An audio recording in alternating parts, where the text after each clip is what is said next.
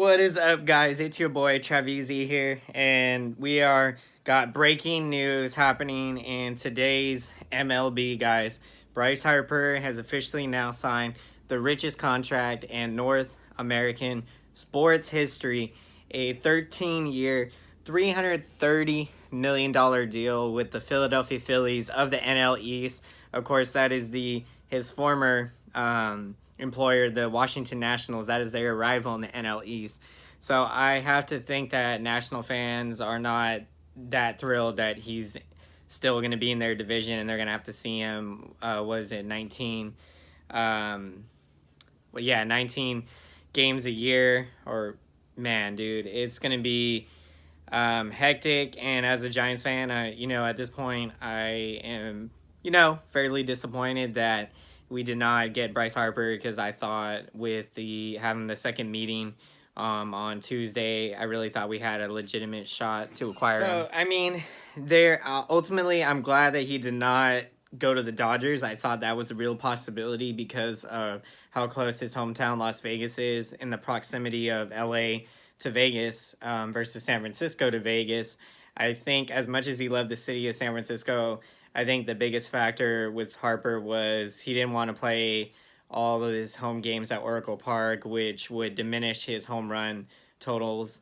And obviously, Philadelphia is a bandbox. That is a more hitter-friendly park.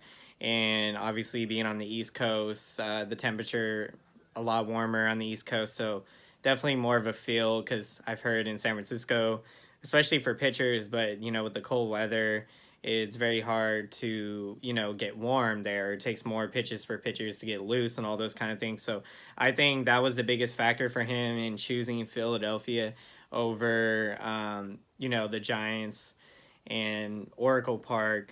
But I think, again, it just stinks to be in the running for a big-name free agent, as the Giants always are in the running for these big-name free agents. When you look at Giancarlo Stanton, Shohei Ohtani, and Zach Greinke even. I mean, these are just some examples in recent free agency. But I think with the Giants, Derek Holland, he had a comment saying that whether we get Bryce Harper or not, this team is going to be really good.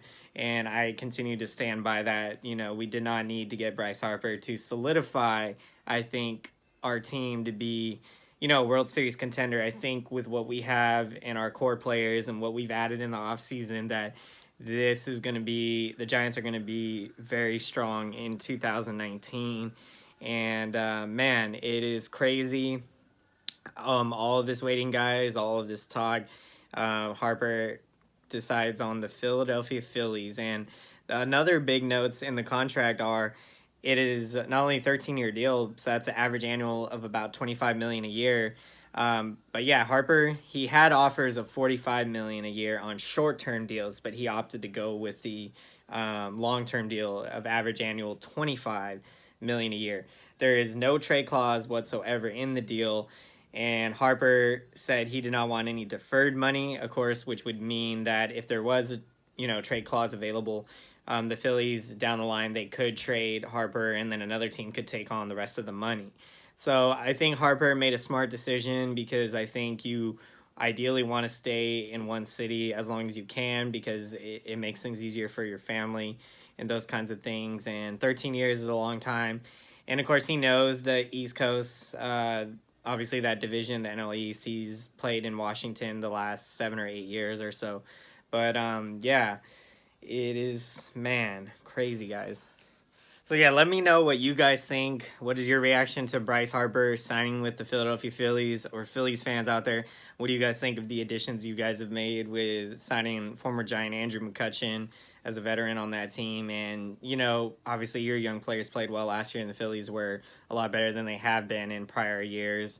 So yeah, I'd love to hear your guys' perspectives, your opinions, or even Giants fans definitely out there. How do you guys feel? Like I said, I'm feeling still confident about the bunch of guys that we have in camp this spring, and just everything that's coming together. So until next time, guys, I will see you guys again for more breaking news in MLB, and of course all things San Francisco Giants.